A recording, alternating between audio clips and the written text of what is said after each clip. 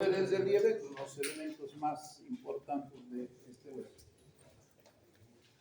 Vamos a ver entonces, vamos a estudiar al primer hueso que se encuentra formando parte del miembro inferior. Esto está un poco desordenado. El miembro inferior tiene analogía con el miembro superior y como ustedes saben también se lo estudia dividiéndole en 4 regiones. Y así como había una cintura escapular, en el miembro inferior se reconoce un cíngulo pelviano o cintura pelviana o pelvis.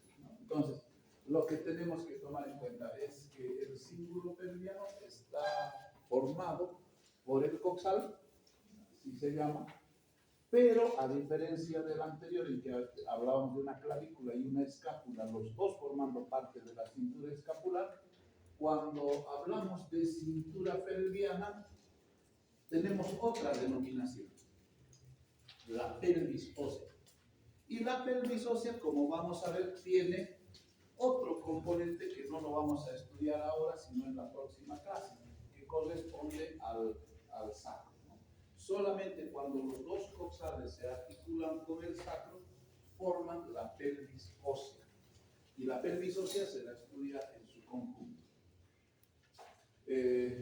Por lo tanto, la próxima clase lo que vamos a hacer es revisar a la pelvis. Vamos a señalar solo lo relevante del sacro, pero ya lo vamos a poder describir en su conjunto. Hoy la tarea es describir a este hueso, al coxal o ilíaco. Entonces, el cíngulo pelviano está formado por este único hueso y luego viene sobre él una parte libre o pars libera, que comprende las regiones del muslo, la pierna y el pie. El muslo formado por el fémur, la pierna formada por la tibia o fíbula y el peroné, y el pie dividido en sus regiones de tarso, metatarso y dedos. Entonces, aquí estamos viendo el cíngulo pelviano y fíjense, están los dos coxales, pero además sobre esa base el sacro. El sacro completa y cierra esta región en su conjunto. No me acuerdo si ya. Esta parte es de la organización entonces del coxal. ¿Cómo se llama? Si lo van a llamar coxal está bien, ilíaco también. Lo que pasa es que hay personas que confunden al ilíaco con el ilium y eso no es correcto. Entonces, el coxal es un hueso. Si van a hablar del coxal o del ilíaco, es un solo hueso. Es un hueso que está formado, está constituido por 3 huesos que convergen, como ustedes lo ven. Aquí cada segmento está representado con un color que convergen sobre el acetábulo, sobre esta región, para formar los 3, la cavidad acetabular. Los 3 se reúnen ahí. Entonces, cuando estudiamos el esqueleto de un niño, no encontramos este coxal completo, sino estos 3 huesos. ¿Cuáles son los huesos? El pubis, que está orientado hacia adelante y abajo, como ustedes lo ven, adelante y abajo. El isquio, que está colocado hacia atrás y en una dirección un tanto medial.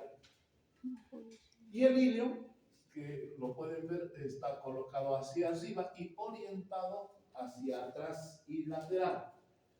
Cuando ustedes pidan al coxal y lo coloquen en posición anatómica, van a ver que este hueso tiende a tener una curvatura, una convexidad lateral y se puede reconocer bien sus caras lateral y medial, aunque no es una hoja, no es un cuadrado perfecto, tiene esa variación, por eso es importante conocer su orientación.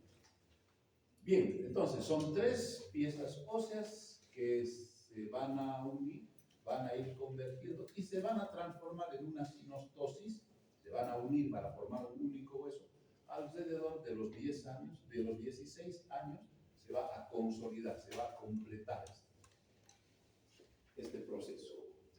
Entonces, eso es lo que tenemos que tener presentes.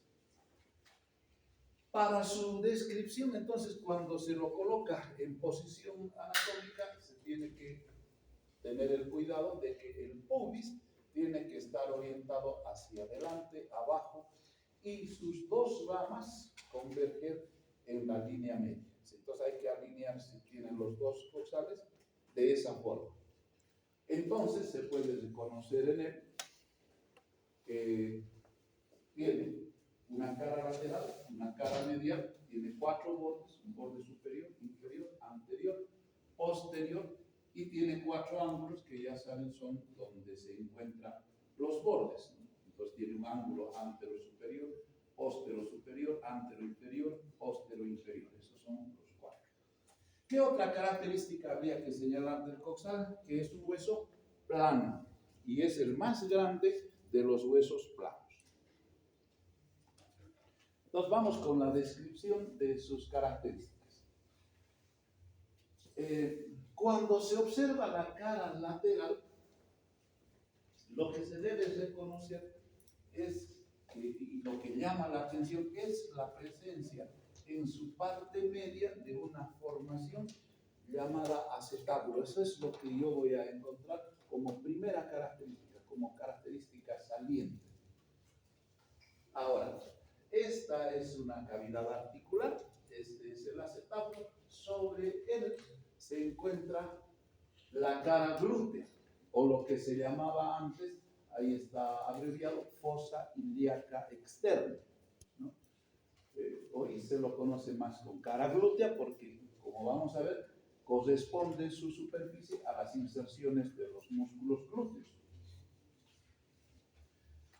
Entonces, hacia arriba se encuentra esa cara glútea, hacia arriba del acetábulo y hacia abajo, el más grande de los forámenes del cuerpo, el foramen obturado, hasta antes llamado obturador, ahora ya se ha hecho la corrección y recibe ese nombre, foramen obturado. Entonces, eso es lo primero que hay que reconocer.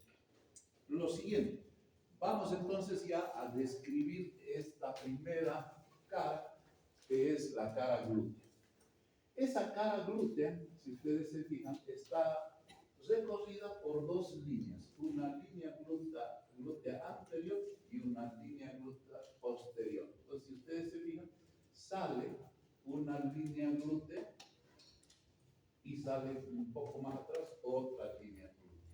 Estas líneas glúteas marcan la inserción de los músculos homónicos, de los músculos glúteos. En el caso del ser humano, esto es fundamental porque gracias a la presencia de los músculos glúteos, o sea, es por los músculos glúteos, por los 3 músculos glúteos a cada lado, que el ser humano, y bueno, y las modificaciones óseas, puede asumir la posición de bipedestación permanente, que ya hemos dicho es una característica única en el ser humano. Entonces, la línea glútea anterior va a nacer, fíjense, en las proximidades de la escotadura ciática, en la cara anterior de la superficie del coxal, y hacia atrás vamos a encontrar la línea glútea posterior, de tal manera que el hueso queda dividido en esas 3 superficies que están pintadas ahí de color. Dice así, ¿cómo va a quedar? La posterior para el glúteo mayor, la media para el glúteo medio y la anterior para el glúteo menor. Entonces, superficie para el glúteo menor, superficie para el glúteo intermedio y superficie para el glúteo mayor. Esto parece un contrasentido. Resulta que el glúteo menor tiene la superficie más grande, la intermedia es intermedia y el glúteo mayor es la que menor área tiene ahí. En realidad, lo que tenemos que acordarnos es que los músculos glúteos están colocados en planos. Entonces, el glúteo menor, el más pequeñito, ocupa el plano profundo. Entonces, como ocupa el plano profundo, esta es la superficie en la que se inserta. Encima de él viene el glúteo intermedio. El glúteo intermedio en esta región ya no se inserta, por supuesto. ¿Qué área ocupa? Ocupa mucho más grande, pero esta es la superficie ósea que le corresponde a él. Y el glúteo mayor, que es el más voluminoso, que va a cubrir a los dos, va a terminar en esta superficie de inserción sobre el hueso. Estamos hablando del hueso. Por supuesto, va a tener otras superficies de inserción que lo vamos a estudiar cuando veamos los músculos correspondientes. Entonces, lo que estamos mostrando en la imagen son las áreas de inserción de los músculos. La anterior para el glúteo menor, la intermedia para el glúteo intermedio y la posterior para el glúteo mayor. Entonces, esa es la característica que hemos encontrado en la parte superior. Ahí se puede ver también las líneas, aquí ya no se dibujan esas superficies para inserciones musculares. Al centro, entonces, de esta cara está esta cavidad, fíjense, llamada de varias formas. ¿Qué se puede hablar? Se puede llamar cótilo, acetábulo o cavidad cotiloidea. Cualquiera de ellos está bien.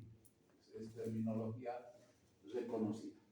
¿De qué se trata? Es una cavidad que para nosotros sería homóloga a la cavidad glenoidea de la escápula. O sea, es una superficie articular. La cabeza del fémur es la que se va a articular aquí. Y si ustedes se acuerdan de esa cavidad glenoidea, mientras la escápula tenía una cavidad glenoidea pequeña, poco deprimida, esta cavidad es mucho más profunda, es mucho más marcada. Entonces, primera característica, es grande, es profunda, es articular, lo vamos a ver enseguida qué tan articular es, y se va a corresponder con la cabeza del fémur. Dice aquí, es una cavidad redondeada, tiene un reborde circular. Ese reborde es bastante marcado, es fácil de apreciar y recibe el nombre de ceja cotiloidea porque parece eso, parece una ceja que contornea el orificio de la órbita en el ojo. Hacia atrás y abajo va a presentar, fíjense, una escotadura. Esta ceja cotiloidea tiene la forma de una letra C, como ustedes lo ven, desde delante hacia atrás y no termina unida. Se separa en su base. Esa base recibe ese nombre de escotadura acetabula. Primer detalle. Segundo detalle. Esta superficie cotiloidea, esta ceja cotiloidea, en su interior tiene la forma de semiluna. A esta se la llama facies lunata o carilla o cara semilunar por la forma que tiene. Cara semilunar o carilla semilunar. Esa carilla semilunar, ahora eso hay que acordarse, es articular y corresponde con la superficie articular homóloga que presenta la cabeza del fémur. En otras palabras, lo más simple es decir, la cabeza del fémur se articula en el acetábulo. Eso es una verdad a medias, es sí, pero no. Entonces, ¿qué se puede preguntar? ¿En qué parte de la cavidad cotiloidea se articula verdaderamente la cabeza del fémur? Y aquí estamos señalando. En esta superficie semilunar. Si ustedes se fijan, en su interior hay una cavidad cuadrilátera que no es articular, ¿sí? Que va a contener al ligamento de la cabeza del fémur. La cabeza del fémur va a tener un ligamento que se va a articular en el acetábulo. ese ligamento, cuando se articule, va a quedar en esta superficie cuadrilateral no articular. En cambio, en la carilla semilunar de alrededor, en esa superficie, sí, esa va a tener su cartílago articular y va a permitir los movimientos en el miembro inferior. Entonces, la superficie articular es esa carilla semilunar, ¿sí? Y en esta parte donde está la escotadura o la fosa o fondo del acetábulo, esa parte no es articular. Entonces, no todo corresponde a eso. Y finalmente, hemos dicho hacia abajo, seguimos en la cara lateral, hacia abajo. Encontramos un foramen bastante grande. Este foramen recibe el nombre de foramen obturado. Se llamaba, les decía, obturador, pero se lo ha dejado por los significados de los términos. A ver, me explico. Veamos el concepto. Obturador. La palabra obturador significa que cierra algo, que obtura. Cuando uno tiene caries en las muelas, va al dentista y le dice hay que hacerle obturaciones. ¿Qué quiere decir que va a hacer? Que lo va a cerrar, que lo va a sellar. Un foramen anatómicamente no cierra nada. Al revés, es cerrado por algo. Entonces, en anatomía primero se llamaba, ¿sí?, foramen obturador, agujero obturador. Pero después, analizando el significado, no cierra nada. Al revés, en estado fresco, en el cadáver es cerrado por una membrana. Esa membrana se conoce con el nombre de membrana obturadora o membrana obturatriz. La membrana sí cierra algo. Y en este caso, este agujero está cerrado por la membrana obturatriz. Por lo tanto, lo correcto es nombrar a este foramen como foramen obturado, es decir, que es cerrado. Entonces, hasta ahí la descripción. ¿Qué elementos pasan? Cuando vayamos incorporando los otros elementos, lo vamos a ir viendo. Está en vascularización, en inervación, lo vamos a ver. Entonces, esta es una fotografía y una serie de interrogantes que se ponen. Esto es para que ustedes, cuando tengan esa parte, lo puedan tapar, puedan nombrar cada una de las estructuras y después quitarlo para poder ver que la descripción sea la adecuada. Bien, esa es la descripción por la cara lateral, la cara medial del coxal. La cara medial, como ustedes ven, es diferente. Para comenzar, ya no encontramos 3 regiones, ahora encontramos solo 2. Pero estas 2 están separadas la una de la otra por esta línea que yo lo voy a mostrar aquí. Esa línea recibe el nombre de línea arqueada o línea arcuata, así también se llama. Vale, es lo mismo, puedo decir arcuata o puedo decir arqueada. Entonces, la cara medial se la puede reconocer porque no tiene el acetábulo, no tiene el cótilo, y porque es atravesada por una cresta que es bien grande, es bien gruesa y bien visible además. Esa línea se llama línea arqueada. Aquí dice también algo para que vean. Línea arqueada se llama, pero también se llama línea innominada. Sin embargo, es mejor llamarla línea arqueada porque uno se acuerda mejor. Si le llaman línea innominada, otra vez, a las personas que nos gusta que las cosas sean claras, no la entendemos. Yo al menos no la entiendo. Digo, a ver, se llama línea innominada. ¿Qué quiere decir línea innominada? Que no tiene nombre. Pero si yo le estoy diciendo línea innominada, ¿qué estoy haciendo? Le estoy poniendo un nombre, no entiendo. Es más fácil línea arqueada. ¿Sí? Entonces, de todas formas, hay libros donde se llama así línea innominada. Bien, esta línea, bueno, eso es lo importante, que va a dividir a esta área en una superficie superior. O sea, hay que estudiar los detalles que están por encima de esta línea y vamos a encontrar los otros detalles que están por debajo de esa línea. Entonces, esa línea divide dos carillas, en realidad.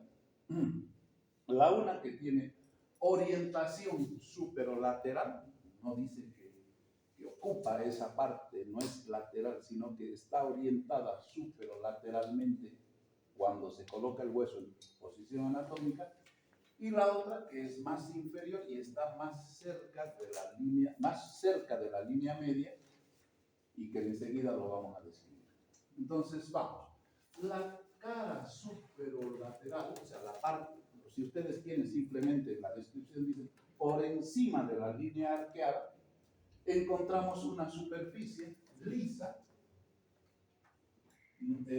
que va a prestar inserción a el músculo ilíaco, que es el que le da el nombre al hueso. Entonces, ¿qué se llama? Se llama fosa ilíaca interna, se puede llamar así. Fosa ilíaca interna. Esto es para diferenciarla de la fosa ilíaca externa o cara glútea, que está justamente al otro lado. Y como ustedes ven, ese es el único detalle importante que se estudia ahí. La cara inferomedial. La cara inferomedial presenta, fíjense, bueno, toda la línea esta en realidad sería así.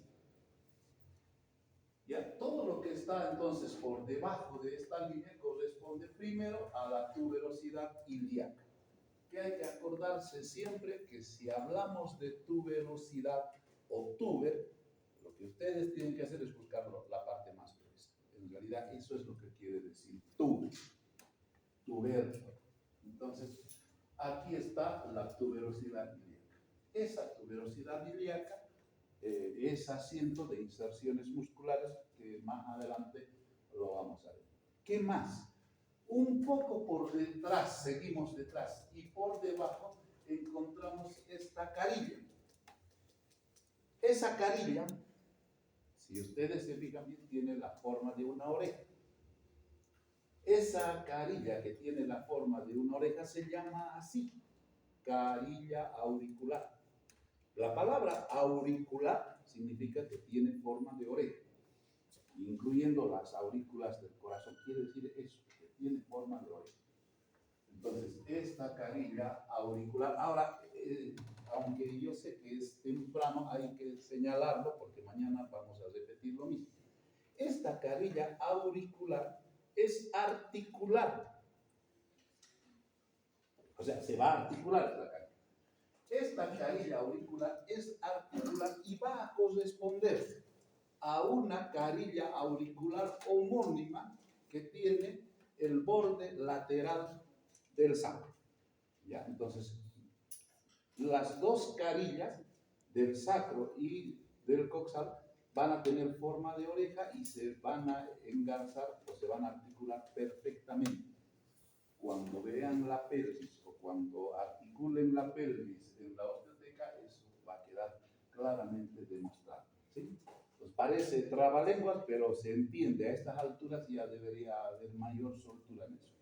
Carilla auricular, que es articular y se corresponde a otra carilla auricular del sacro. Seguimos. Le sigue una superficie cuadrilátera. Fíjense. Entonces, ya estamos aquí. Entonces, como esto es ordenado, aquí está. Superficie cuadrilátera.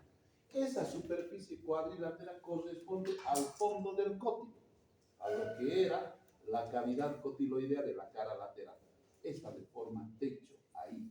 Eso es lo que estamos viendo. Y finalmente, hacia abajo, vamos a encontrar, miren, este es de otro atlas y todavía se llama ahí agujero obturador. Y hacia abajo se encuentra, entonces, volvemos a llegar al agujero obturado que hemos dicho está cubierto por la membrana obturatriz. Les he dejado lo mismo para que se puedan reconocer. los detalles y hacerse una evaluación. Ahí está el ilíaco y la superficie ilíaca. Está el obturador interno, aquí que me olvidé, está sobre esa superficie, sobre el fondo del cótilo, y como ven, desde esa superficie va a cubrir también al foramen obturador. Bien, nos queda la descripción de los bordes. Esta es una vista lateral y entonces nos podemos orientar bien. Si esta es la sínfisis del pubis y la sínfisis del pubis está adelante, este es el borde anterior, este es el borde posterior, ahí está el borde superior y aquí abajo está el borde inferior. Esos son los 4 bordes que tiene. Mucha atención con el borde anterior, porque nos va a ayudar mucho para la descripción del borde posterior. Yo he estado revisando ese video justamente antes de venir de anatomía fácil, y si hay algo difícil que tiene la anatomía fácil está en la descripción de este hueso, porque lo divide de otra forma. Si lo han visto, no es tan complicado, en realidad debería ser más fácil. Veamos esta forma. Entonces, el borde anterior nace en un punto que recibe el nombre de espina ilíaca anterosuperior. Esa espina ilíaca anterosuperior es muy importante.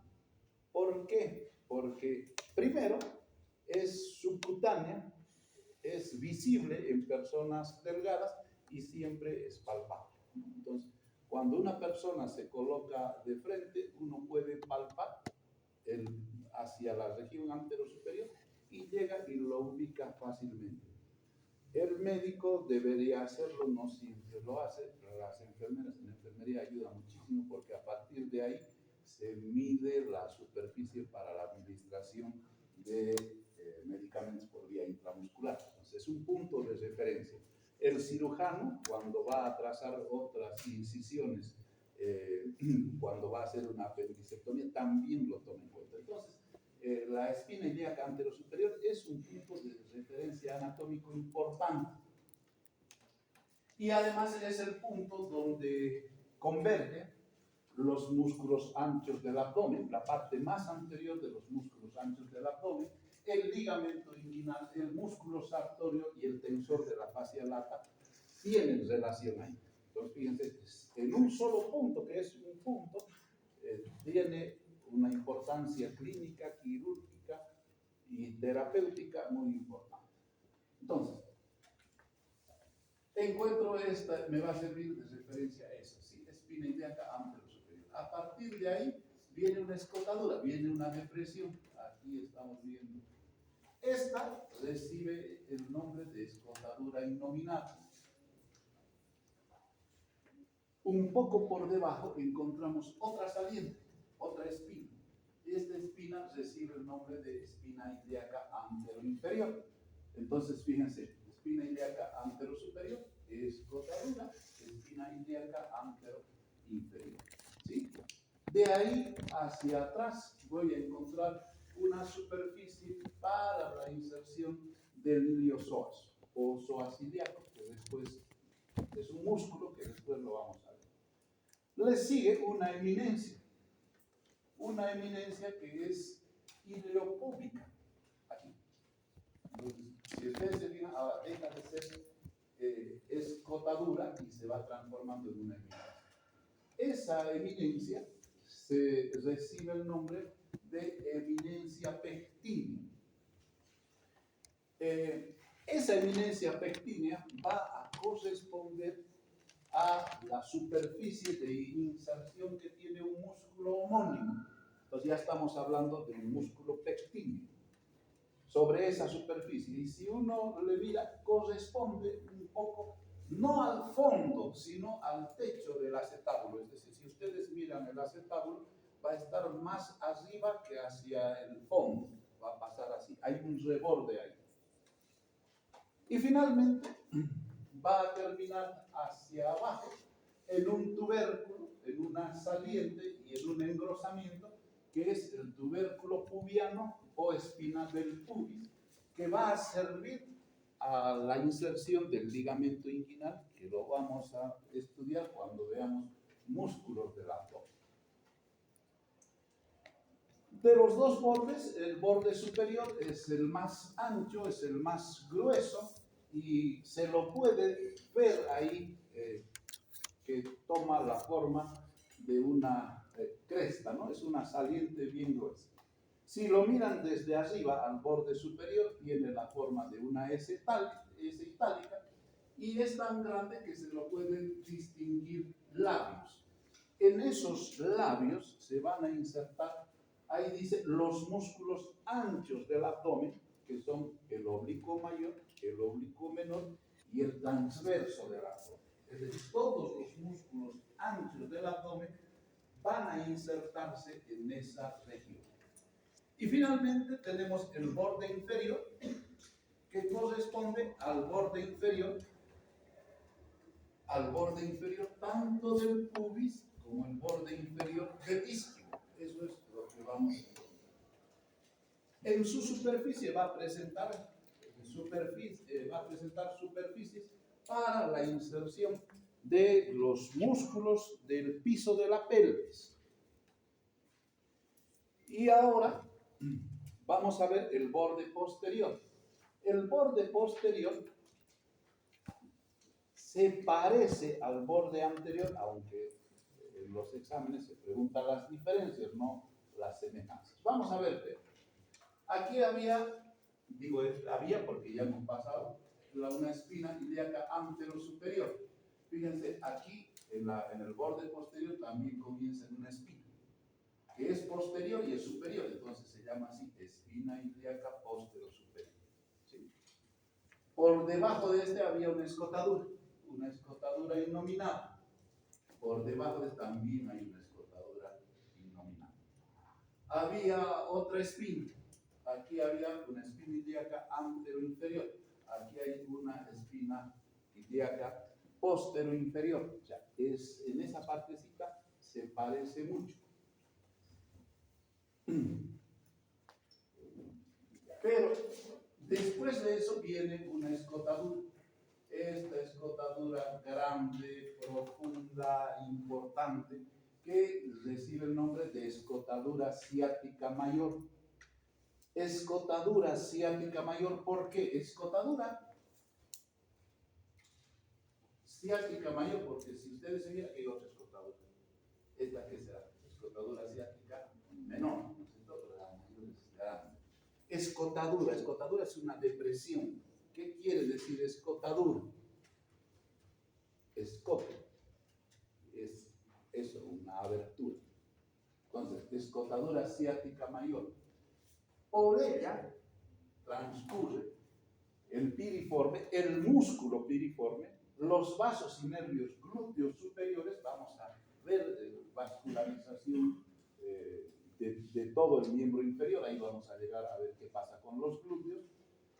El nervio ciático, por eso se llama así ciática, porque ahí tiene una relación anatómica importante con el nervio ciático. El nervio ciático es el nervio más grueso, es el más voluminoso y además es el más largo del cuerpo. ¿Sí? Entonces, incluso es transformado, lo vamos a ver en articulaciones, es transformado en un foramen por la presencia de ligamentos. Entonces, encontramos una espina ciática, que se la puede ver ahí,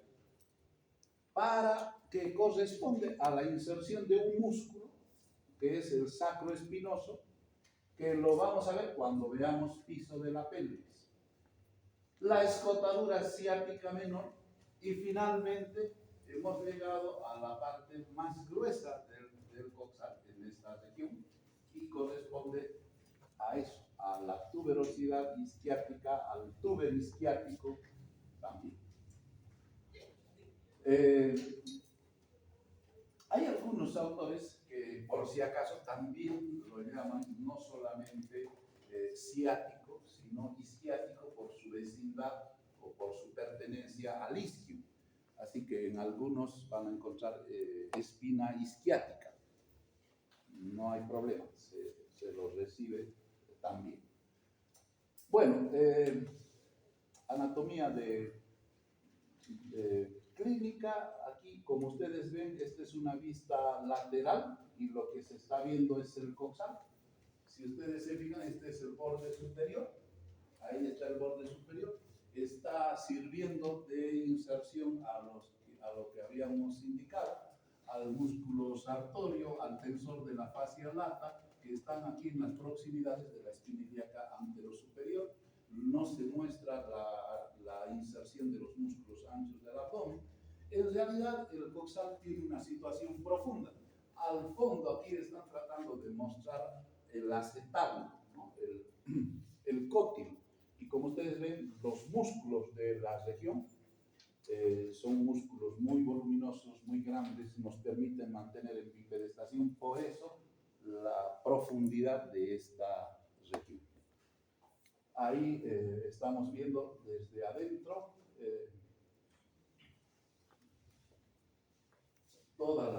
esta es la parte lateral, estamos viendo la parte medial y estamos viendo la articulación. Fíjense, aquí es donde tiene la superficie auricular y aquí tiene la otra superficie auricular a cargo del sacro.